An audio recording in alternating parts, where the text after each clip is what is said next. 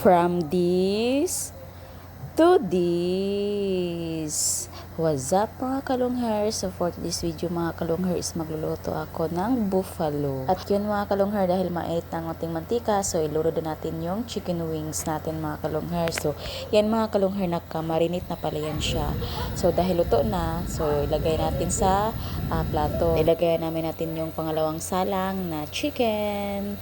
So yun mga kalungher, so, excited din naman ako magluto ng buffalo. At yun mga kalungher, magluto na naman tayo sa kanyang sauce. So binisa ko na dyan yung bawang, sibuyas. So gusto ko yung may anghang mga kalungher. So nilagyan ko na din ng ceiling dynamite. So yun mga kalungher, halo-halo natin. At yun mga kalungher, nilagyan ko pala ng konting toyo at suka.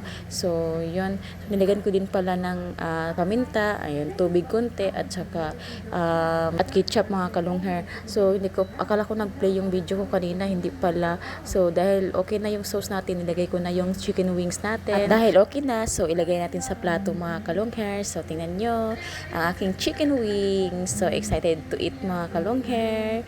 So ilagyan pala natin mga kalungher ng dapat daw sabi ni Rod yung puti-puti. Ano ba yun?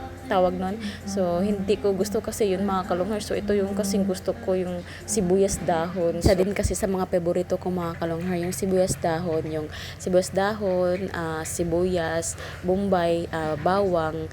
Yan sila pag ginisa yan sila, sa akin ulam na yun mga kalungher. At ito pala yung finished product natin mga kalungher, buffalo chicken wings. So yun mga kalungher, sa mga silent viewer ko dyan o sa mga viewers ko, ka-followers o non-followers, thank you so much sa inyong support guys.